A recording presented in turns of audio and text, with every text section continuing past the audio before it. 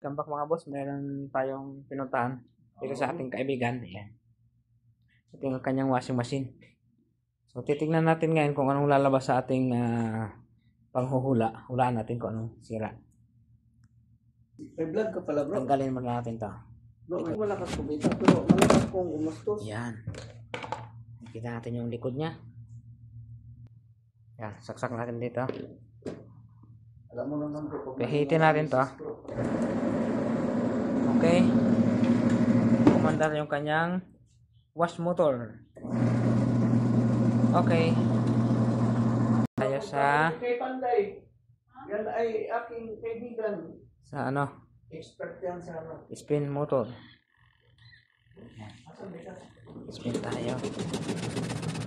Kumandar siya.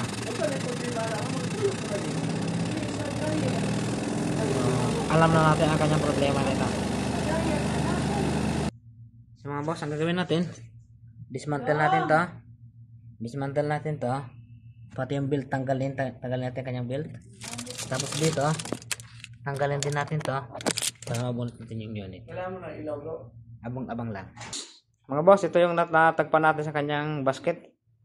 Tumutunog kanina nung pinaandar ko. As ito. Yan. Sapatos ang... So mga sir, ito na tatanggalin natin itong kanyang sira. Belus.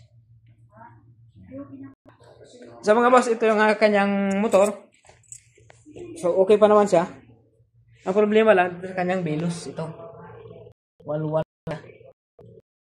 May mga ibig sabihin yung belus. So mga boss, ito lang yung kanyang sira. Yan, belus. Nawalwal na siya. So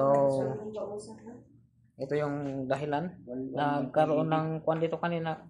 Nakita nyo naman yung nakapulupot na damit dito. O tela man lang. Yan ang dahilan kung bakit nagkaroon ng tubig dito. Ito yung dahilan na ano. Yan ang dahilan. Ito ang walwal ng pag-ibig. Ang tawag nito, walwal ng pag-ibig.